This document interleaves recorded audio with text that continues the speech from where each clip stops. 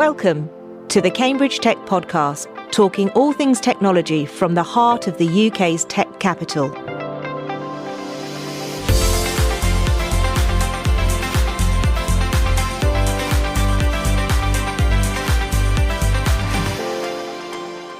Here are your hosts, Faye Holland and James Parton. Hi, I'm Faye. And I'm James. Well, Faye, another week has flown by. What have you been up to? This week, all the usual stuff, obviously all the usual client stuff, most of which I can never talk about, which is interesting in itself. But actually, I've done quite a lot of work this week on a CAMS B2B event. So this is me wearing my chair of the Cambridge and South Cambs committee for the Cambridgeshire Chambers of Commerce. And we're putting on an event which is really about fostering better interactions between our regional businesses. There's a local ecosystem of suppliers that we can use that's good for the economy. And so it's really about organising that event, setting it up, making sure the right people are going. So I've done quite a bit of work on that this week. Nice. I've had a busy week too. Lots of good stuff going on at the Bradfield. I also went over to the West Hub on the Cambridge University West Campus, which is a really nice space. I'm sure you've been there before. It's like an open study centre, so general public can go in there as well as university staff and students. So I went over there for a meeting of the Cambridge Innovation and Entrepreneurship Network that friend of the show, Caroline Hyde, runs along with her team. So that was good. And one of the parallel lives I run with my agency, we just put out a huge bit of research, which has gone down really well. So we had a kind of launch event for that on Tuesday, a couple of events. So yeah, it's been busy as usual. That's great. So when you went over to the West Hub, did you take your shiny new pull-up banner about the podcast with you? No, but I did think about the podcast. I was looking around to see if there's anywhere I can leave flyers without getting escorted off the premises. Didn't find anywhere though. So we need to have a chat to the people that run the building and see how we can get the word out there. Yeah. Or you didn't try hard enough could be one of them. So I'll tell you something that will make you giggle. So at the end of this week, I popped down to Brighton, which I know you know very well. And someone pinged me on the podcast, and it's like the world's gone mad because he's like, "Oh, you're taking the podcast to Brighton?" And I'm like, "No." But it's going to go on the road in the new year, but we'll tell you about that one later. And I'm like, crikey, I think everyone just thinks all we do is a podcast. You are now the podcast. That's it. Yeah. Sometimes it might feel like that, but when we start putting the flyers and the banners up, then that's definitely going to be a little in your face, isn't it? Absolutely. Yeah, I do like the idea of going around the country though as the podcast. We should definitely do that. Yeah, for sure. So let's do the news. A few updates again. Do you want to get started? A big one to start with, Californian tech giant Google is funding a long-term collaboration with Cambridge University to facilitate responsible development and deployment of artificial intelligence. Yes, they've made a significant grant to a new Centre for Human-Inspired Artificial Intelligence at Cambridge to fund AI research that will benefit everyone. The partners want to help create more than £400 billion in economic value for the UK by 2030. That's a huge figure identified by Google and compiled by a company Public First as what they think is a reasonable target. And this unrestricted grant is going to be helping enable research in areas like responsible AI, human-centered robotics, human-machine interaction, healthcare, economic sustainability, and climate change. Also, great news with Zempler. You'll remember we talked about them a few weeks ago when they launched their biodegradable product called Moro. They have struck a partnership with UK skin brand Elemis to launch a new innovative biodegradable sampling sachet. Yeah, brilliant news for Sampler. And make another note to myself here, get them on the podcast. Another one we should have on the podcast is PaveGen. So counting every footstep by targeting a £3 million worth of new funding is this company PaveGen. If you haven't come across them, do check them out as they literally harvest energy from footsteps. They've already captured billions of footsteps from more than 250 installations in 37 countries. They're very active in a market. Another huge number, $51 trillion is this market. It's expected to grow to by 2025. PaveGen have doubled in revenue last year in 2022. They've got a potential 40 million pipeline of projects. They're set to scale in the US, Middle East, and Asia, all really lucrative and growing markets where PaveGen have already had an astonishing 300% growth, including partnerships with industry giants such as Siemens, Volvo, Ford, and many more. Yeah, they are really interesting. They kind of have these energy capturing paving slabs. So as you say, every time someone steps on them, that energy is captured. Really, really interesting. Our friends at Business Weekly have their print and digital edition coming out on the 26th of October. And that features their annual Deals of the Year special, which highlights major transactions in the cluster in the preceding 12 months. Yeah, so the big numbers include the near certain $5.7 billion acquisition of life science company Abcam that we've talked about in the past by US-based Danaher Corporation on November the 6th, and Arm's recent $4.84 billion IPO on NASDAQ. And also includes the funding raised by Cambridge companies since October 26, 2022. We're hitting you with a lot of numbers in this news bulletin, but here's another one for you. Collectively, they have raised an impressive $1.5 billion. And that doesn't include all the companies that write press releases with the statement undisclosed amount. Absolutely. So if you add everything that's on the Deals of the Year list together, it comes to a whopping fundraising and M&A total of 14.5 billion this year. So yeah, significant numbers there. So to find out more, check out the Business Weekly newspaper next Thursday. And if you're out of the UK or Cambridge, go to their website. And now for today's episode, there's often media coverage on all the reasons not to do business in China, including this week just gone. So after the topic has come up on various podcasts we've run so far, we thought we'd invite along Ting Zhang, who is the original and longest standing font of all knowledge on doing business with China based here in Cambridge. Ting has run a consultancy business and is founder and CEO of Crayfish.io. So, James, let's get the conversation started.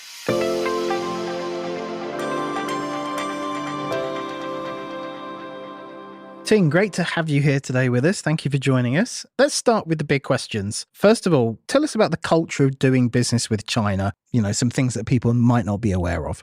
Hi, James. It's great to be here. Thanks for having me.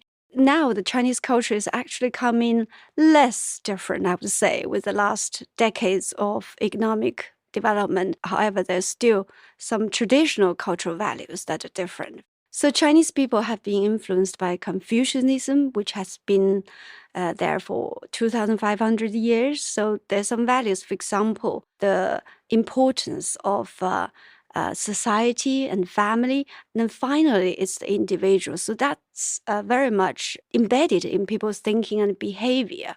And also the concept of hierarchy that you can see all the way through the government, the business, families. How do those values manifest to the business community? So is it a case you're doing business with China, you have to keep that hierarchical level? How does that work? Indeed, for example, if you are a UK company, if your CEO goes, you get seen by the CEO. If you send an engineer there, you get seen by engineer. So that's very straightforward, almost. Oh, there are exceptions, but this is typically the case. In a Chinese traditional way of negotiation, you have the big boss in the middle, and you have like 10 people maybe sit around, but no one would talk because only the boss would talk. And that's how it typically works. Talking back just, the different ways to do business in China, it's not so much also cultural. It's also, I think a lot of people are not appreciative is China has a totally different economic model in that here in the West, we have market economy. And in China, it's a unique combination of the state plus the market economy. So the state is an active player in how the business and economy is run. And a lot of people only understand a little bit, but not in detail. So give us a practical example of how that plays out and how that might affect, a UK-based startup trying to do business in China. The Chinese government will make industrial policy every 5 years. So they will say, okay, in the next 5 years, we're going to double our GDP, or is specifically they would say we will increase the domestic production level or domestic R&D level in certain industry to this level. They want the whole nation to follow that direction, and this is so-called the whole nation system. For example, in the semiconductor industry, China, as you all have read, has been forced almost. This would be an unintended consequence as the West's policy, particularly US, to not allow China to access certain cheap technology. And as a result, China has put billions, altogether $250 billion worth into developing that. And that has created enormous business opportunities for startups in this sector. There's a lot of money and policy support available. And we have seen that number of Cambridge semiconductor companies taking advantage of the market opportunity. It's a huge, enormous market opportunity. We will come back to that. But I kind of want to push back a little bit on the answer into doing business with China. And I do know you very well, so listeners don't have to worry that I'm starting to bully Ting here, because it's not a conversation we don't normally have. Businesses are really challenged at the moment. They're getting such mixed messages from the US, even the recent party conferences in the relative places around the UK. They gave no clear direction on how to do business with China. Should you be doing it? Shouldn't you be doing it? Individuals certainly have got a very strict anti-China stance. What's the answer to that question? There is not a clear answer. I think what happened is all these different messages and confusing messages have led to people kind of not sure. For business people, they're not sure what the government's stance is. And for people like us, who are advisors, we are also not sure what the UK government is thinking or doing.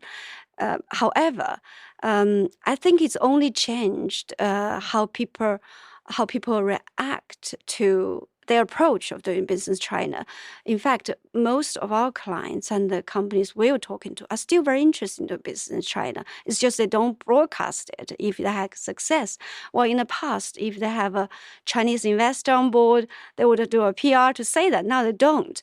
And now if they rely on a lot of their market in China, again, they won't say it. Some of the execs told me they almost feel like guilty to say it. This is absolutely incredible. So at the end of the day, the business, if they are doing well overseas market, is something to celebrate, because it helps the UK to increase the employment and to keep doing more on R&D, etc. So I think it's very difficult to look at what the government and certain individuals or party lines on that. I do hope in the next coming year in the election, we may see some more clearer action. And I know you've done an interview yourself recently with Hermann Hauser, and he talked very much about tech businesses. China should be part of their policy. So let's, if we can we pick up on some examples of companies that are out there and that you can talk about that, they're actually doing some good work in China? I remember very well when I talked to Hermann Hauser in a few months ago, and he said absolutely all deep companies must have a relationship with China just due to the size of the market. I work closely with the companies in Cambridge, from engineering to semiconductors to software, to some now extent life science companies. And we have a number of clients that are really doing very well in China. And recently we had a roundtable of 8 local companies, 4 or 5 of them from semiconductor to gas sensing. They are doing very well. In terms of their sales, they have grown their headcount. They are expanding in the market. They have seen commercially success in China. A number of other companies in terms of software, AI, they're also looking to, and now they're looking to enter into China. They now have also set up distributor relationship in China. You've got some examples of companies that are successfully operating or partnering in China. When you see startups in the local ecosystem, do you think there's a lack of awareness of opportunities with China? Do they think about China as an opportunity too late in their kind of development? I think now, compared to 20 something years ago, when I first started my consultancy to advise Cambridge companies about China, it has changed a lot. All the companies I talk to are aware of China opportunities, whether they are very early stage startup or they are scale ups. So, for example, I was talking to a medical AI company, and they are still going through the FDA stage with US, but they're already thinking, what should we do with China? Because for this particular disease, they're looking at China as one of the biggest market. And therefore, we are looking to say, okay, you need 2 years to plan for the Chinese medical registration approval. So it's good that they already put that on the agenda. So for them, if they want to be global successful, China is part of the plan. Typically, they start US and then China. Let's move on and talk a little bit about Crayfish, if we can now. So what is Crayfish? How when did you start it? What does it do? For Crayfish, it was very much a new business model where we can enable a lot more SMEs, particularly tech companies, to engage with China in a better way. And as well as there's a consulting element to the company, but you also have a digital platform. Is that right? This is 2016 when there's a lot of online platform sort of model inspired by the likes of Upwork. So I set up Crayfish as initially with a online marketplace where on the one end we have SMEs who are keen to do business in China, but who may not be able to afford a senior consultant like myself or a specialist, but they do need a ad hoc tasks done, whether it's translation or piece of research or even calling China. We then evolved to an e-commerce model where we develop ready-made business services. So you can say a few £1,000 defined market research. You can buy that from Crayfish. Crayfish will guarantee the quality and manage and deliver, rather than you invite freelancers or small boutique agencies to for proposal. So that was our second stage. Then we found that a lot of clients want hand-holding, particularly the scale-ups. They trust us. They want us to manage the projects and also be a lot more involved with them. So we then started the strategic consultancy, which is what I did before. And so now we work with the scale-up companies to help them set up in China, but also help them recruit, help them develop government relations, and a lot more value added. So you've got that really good mix of whatever entry point they want to come in at, if they just have got a project that they can just buy off the shelf, or the more detailed consultancy. And I guess a lot of people that want to work in China, they don't even know where to start. What does a company do? They're considering starting a business in China. Sometimes they just know we have to be in China, and sometimes they get approached by unfamiliar Chinese companies to say, hey, we want to distribute products. And so they come to us to say, where should we start? We typically start them with market research, look at, is there a real market for you? What does it take for you to actually get into the market to win the first order? So we take them through that process, and then we find them the actual partners. It's really important to work with good partners. We have seen cases where clients worked with partners that ripped them off, stole the IP or stole the people. And they said to me, Ting, I wish we had known you and the Crayfish a few years earlier, we would have avoided all this. So it is very important to start correctly. I'm aware that you also have an intellectual property service as part of Crayfish. That's obviously a subject that we hear a lot about in terms of one of the potential concerns of doing business in China. What's your perspective on that? Is that fair categorization, or is it increasingly more inaccurate? Have there been changes around IP law and protection? Yes, IP issue. In fact, the the protection, but also counterfeiting and piracy, all that had been top one challenge when I first starting advising companies doing business in China about 20 years ago. I would say now it has improved. And in fact, in a Cambridge Tech CEO roundtable we held, IP should become number 3. So number 1 was recruiting the right talent.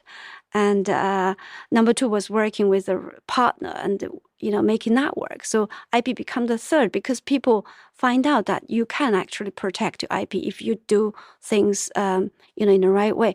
So I would say China has improved enormously. Now you can see that China has established special IP courts to ensure that actually foreign company can having their IP rights defended properly in court with the judges who actually understand how the Western practice works. China actually now tops the world in terms of number of patent applications.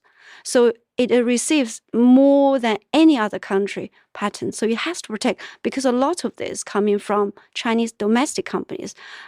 You all know Huawei. It has I think it's about 6,000-7,000 patents they apply a year, the last year or so.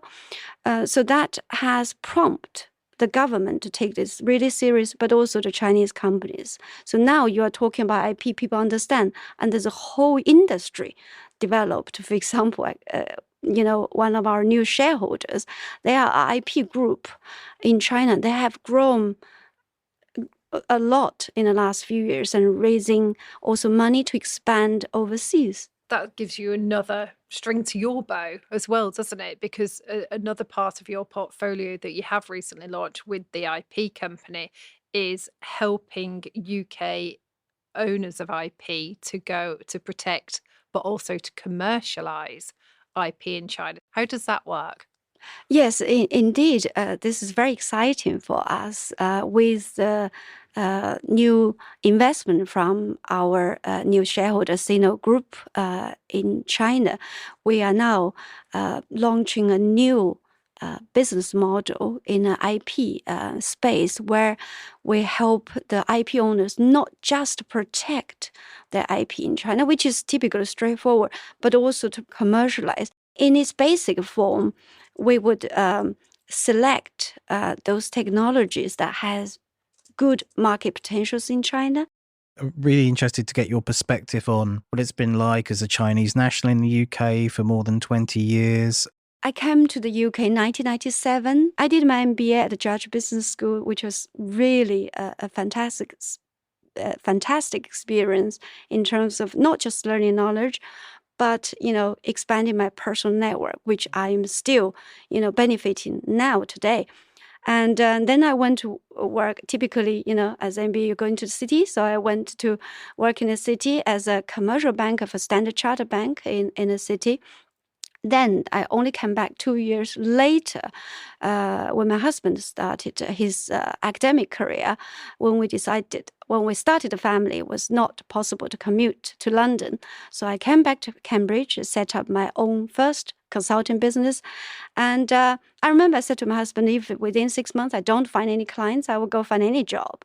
But then within a few months, so lucky enough, I landed on my first clients I think it was ZAR and TDBcon at the time. And I was, very much sort of taken the companies, helping them multiple fronts into China. So the rest was a history. I was doing all the time UK and China. So personally, I really enjoyed living and working in Cambridge. Even through COVID years, I had not a problem as a Chinese individual. I did feel a bit more conscious sometimes, particularly, when there's a lot of racism going on in other parts. One of my friends got poured coffee onto her face. She was pregnant. She was in London. She was a very respectable city investment banker. And then another Chinese lecturer, got also treated badly in Southampton. But in Cambridge, I felt safe. I think partly because Cambridge has a large Chinese population, partly because Cambridge is well, at least within a sort of the tech sort of business community, is very safe. And I actually read that in Cambridge, the Chinese population has gone up 40% in the last 10 years. So now it has about 6,000 something population, not to include the 2,000 Chinese students in the University of Cambridge. And compared to when I came in 1997, there were about 200 Chinese students. So it's gone exponentially. And then the second part of the question is, you're a founder of your own company, your own startup. So looking back, as a founder for Crayfish, and I think what really worked is you have to start with a good business model. But in the meantime, as a founder, you have to be flexible and adapt to the market condition. Nevertheless, in the meantime, I think I have to actually stick to the mission. So that's how I feel. For example, we had a business model of online platform, and then we adapted our service and business model. But in the meantime, our mission of facilitating UK, China, trade and investment and helping companies succeed, that has not changed. So believing in that is very important. Another one is really, I think many founders would say the same, is the team that is very important. Part of my legacy with Crayfish is really down to the support I have enjoyed from Cambridge, the community and the ecosystem. At the early stage of Crayfish, I was very lucky to have been supported by the super angels like Jonathan Mueller and David Cleary, who both had used my previous consultancy for their portfolio companies, and they knew how important it is to get China right. So that was great to have them to actually invest into Crayfish, making Crayfish a Cambridge Angels portfolio company. And so now we want to be more proactively supporting the Cambridge ecosystem. And I believe hot off the press, Ting, this week you were awarded with a highly commended award at the very prestigious Mulan Awards, which were about celebrating Chinese heritage business people in the UK. So congratulations on that. What next? Thank you for that. I think looking ahead, I would like Crayfish to stick to our mission, which is really helping companies to succeed in China. Through various ways of engagement, and also looking at Hong Kong and even maybe in the future Singapore and other Southeast Asia markets. With the current new network, we can offer a lot more on the ground deliver capabilities. I think now companies also are looking at China together with some of the other Asian markets. So we're hoping we can do that as well. And on the other way around, we're talking about mainly to help companies to get into China and to help universities, for example, to do IPs in China. But now we are also increasing, get more inquiries from Chinese companies, particularly those companies that are more outward looking, tech companies in renewable, for example, sector, in life, in medical sector, and in AI as well. Are they specifically interested in Cambridge itself, or are they considering Cambridge alongside other opportunities around Europe or the US, for example? A good question, because in fact, I think it's not just refined to Cambridge or even UK. In this case, this company is actually headquartered in Europe, but with an office in Cambridge. Thank you, Ting, for coming in today and sharing your insights with us. It's been really interesting. Thank you for having me.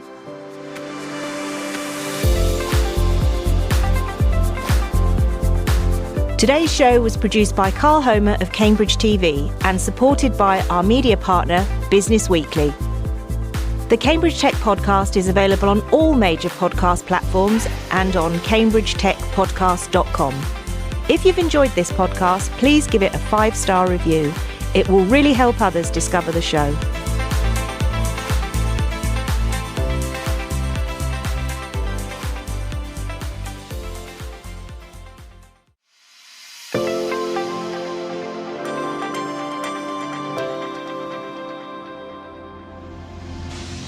High-performance computing and AI is being used to positively transform society and mitigate climate change.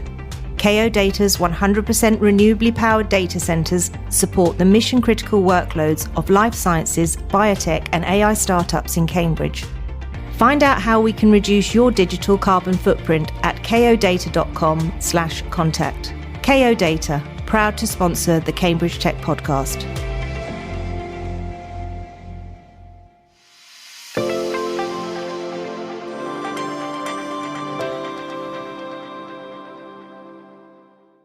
I used to work for a charity. I used to work in hospitality. I used to work in recruitment. Now I'm training for a career in tech. Our mission at Tech Educators is to cultivate the tech talent of tomorrow by making high-quality software development education accessible to everyone, at any level or personal circumstance. If you're looking to hire the diverse tech talent of tomorrow, then contact us today.